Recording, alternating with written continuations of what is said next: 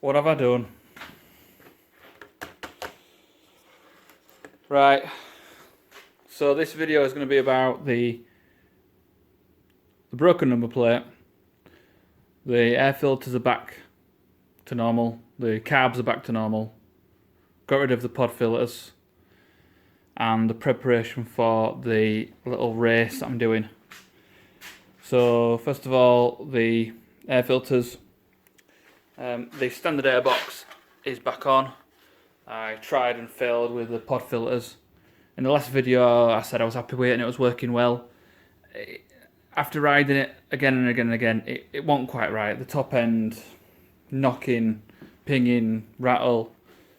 Anyway, I messed about with it. I tried some different jet sizes and carb settings, and people were saying online, just you're wasting your time. Just put it back to standard. You're not going to gain out. And I sort of thought, yeah, fair enough. Put the original airbox back on. I did put a slightly bigger jet in, a main jet in. I put the size on screen now, and I put one washer under the needle, which, according to what I've read, that should help it run a bit richer in standard form. It's not crackling and banging out the exhaust anymore, which would suggest it's running a bit richer, which is good. So the engine's running fine, it's back to normal basically. I tried and failed with the pod filters. So if you guys can make it work, great. For me, no, failed. This has broke. It snapped. Stress, crack, fatigue.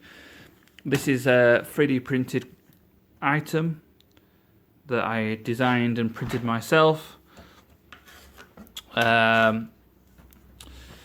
It broke on the exact same ride that I did 18 months ago. Just a coincidence that it's just been happy as Larry and then all of a sudden just vibrated and snapped. Luckily, I've got a 3D printer. I've got a new one. This one, I'm going to reinforce it with some aluminium plate. I'm going to cut some plate that goes on either side just to help cut it and bolt it on. You'll see it later on. So, got to piss about with that, fix that.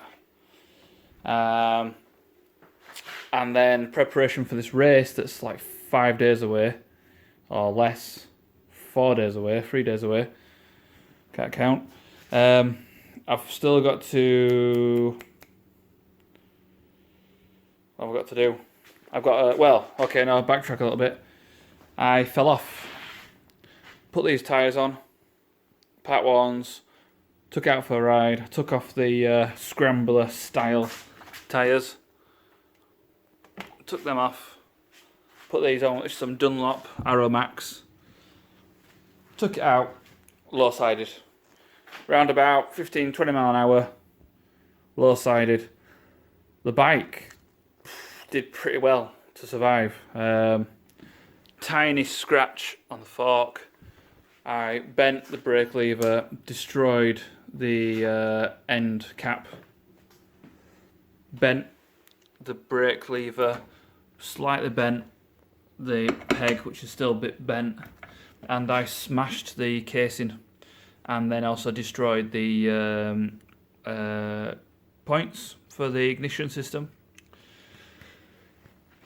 So that were a bit devastating, a bit of a shock to the system and to my ego. So luckily I got a spare engine off Marketplace, changed the cover, painted this, new points, put that back together, engine fired up straight away, got a new brake lever, put the original brake lever and clutch lever back on. This is leftovers from the GS600. This is the wrong side, but just turned upside down. So that's does the job. My heated grip is broken and does not work, which is a bit annoying because you have one warm hand, one cold hand. And I smashed the mirror, but luckily I had a spare mirror, so that's not a big deal. So yeah, I fell off. and ever since, and that was like 2 weeks ago that I fell off, I've lost my confidence now, and I've got this race in 3 days. These Part 1 tyres, they're pretty much brand new, but maybe they're 5, 6, 7 year old.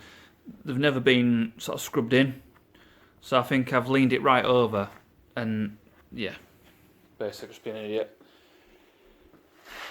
So I wanted to go do a ride before the race to get my confidence back and get the tyres scrubbed in, but it's not worked out. Anyway, I've got Friday to practice, race on Saturday, so we'll see how that goes. So I've got, God, what's this, 5 minutes of rambling?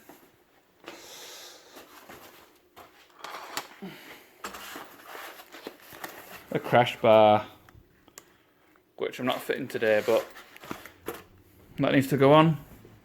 So if I fall off at the weekend, I don't destroy the engine casings. This is all knackered. I'm not going to talk about it now, but this all needs fixing. So I'm going to do that another day before the weekend. So yeah, I've fit a crash bar. My slicks are on. I've got a front disc, a spare front disc to put on here, and I've got a brand new rear disc to put on the rear wheel. So they need sort of building up ready for the track day, hopefully.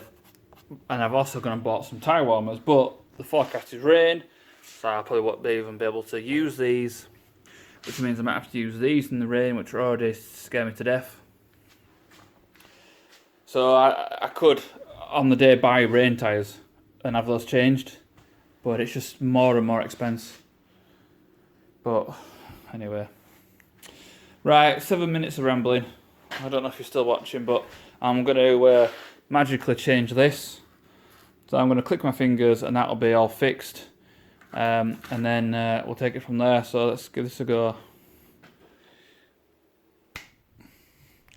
There we go, all done. Wires are a little bit messy, but I'm not going to show you that. And I have put some aluminium on there just to try and make it last a bit longer than 12 months or 18 months. The bike's in even more bits now. Tomorrow we tackle this, and I'm going to leave it there. So thanks for watching, catch you later.